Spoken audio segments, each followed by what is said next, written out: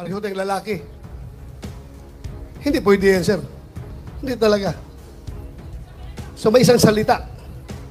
Pero may nakausap ako isang presidente. 2 bisis ha. Unang bisis.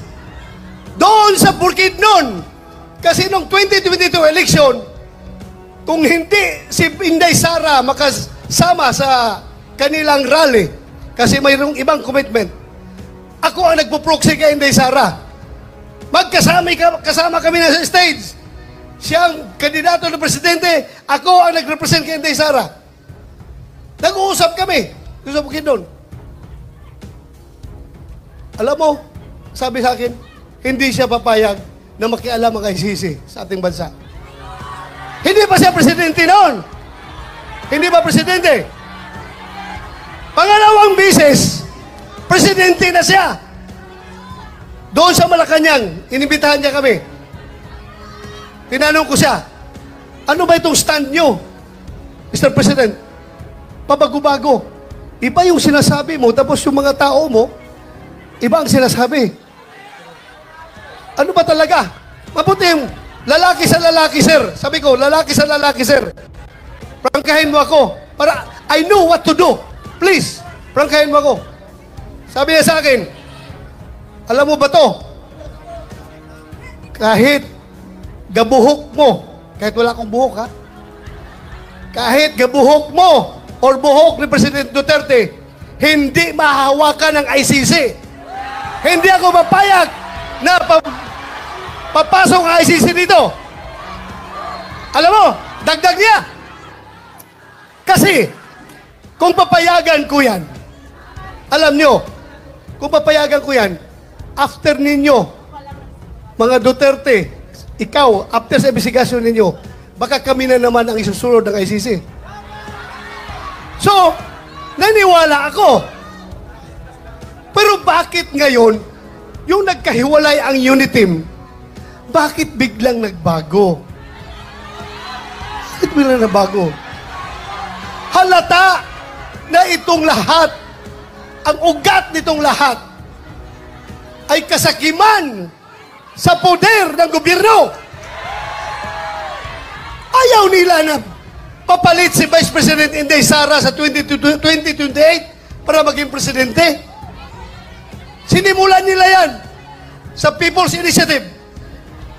Doon nagsimula. Nagka-litsi-litsi ng Pilipinas. Ngayon, anong nangyari? Saan pupunta ang Pilipinas nito? Wala. We're very much divided.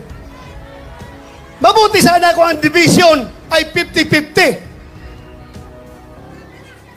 Hindi ako statistician, pero alam ko, ang division ay nasa 80-20. 80 tayo, 20 lang sila.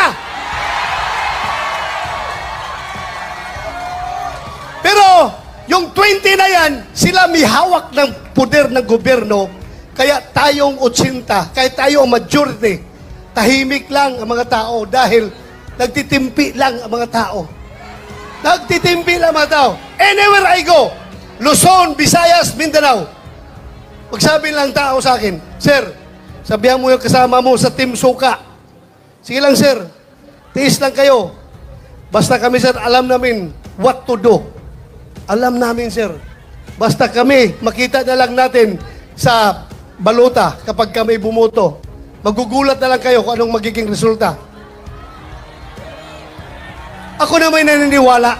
Dahil hindi man ako nakiusap sa kanila.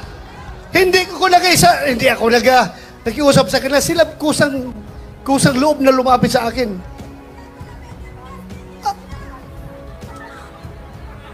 Alam nyo, ang nakakasama pa, ha? Ako, kilala ko at nakasama ko si Pangulong Duterte almost 40 years. 39 years, more than 39 years, magpo 40 years na kami magkakilala. 1986, pag-graduate ko sa PMA, pagdating ko sa Davao, Vice Mayor pa siya noon. Kami parehong lalaki. Puro action man. Pagdating sa Gira doon sa NPA sa Davao Region, ako palagi ang nangunguna sa Gira. Ako palagi ang nangunguna. siya naman ay piskal pa noon, naging vice mayor nung inappoint ni President Cory Aquino. Gusto niyang, pareho kami, parang talagang gusto ng adventure, gusto ng action. Kaya every time meron ako inkwentro, pupunta siya doon, makibalita o ano nangyari. Ay, ito sir, ito. So doon kami nag-start nagkakilala. Noong kinasal ako 1989, siya ang kinuha naming ninong. At from there on, doon na. Nagsimula ang aming samahan. Pero ako, ipagmayabang ko talaga sa inyo, yung tao na yan, for 40 years, nakilala ko siya at nagkakasama kami. Ako bilang pulis at siya bilang mayor ng Davao City. Kahit isang utos na para sa pansarili, pang-personal at pang-politikal na utos, walang binigay sa akin yan si Pangulong Duterte. Ganon po siya, katino na tao.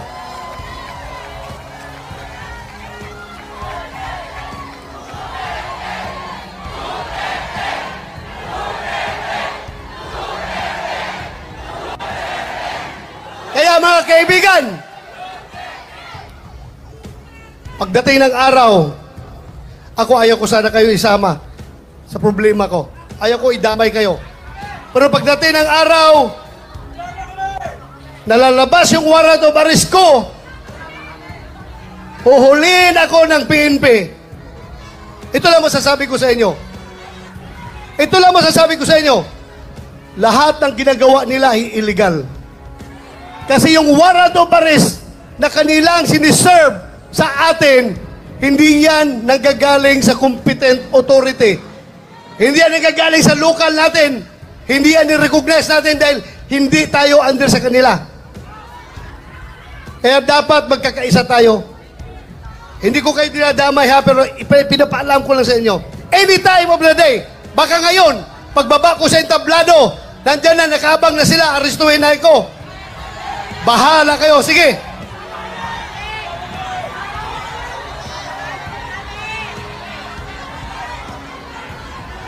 Kawawa ang Pilipinas. Ganito na lang. Ganito na lang ba tayo? Kawawa. Sana magising tayong lahat. Pero ako, don't get me wrong. Ako po'y nakikiusap sa inyo na kahit kayo'y galit na. Kahit kayo'y nanggigigilan ng gusto dyan.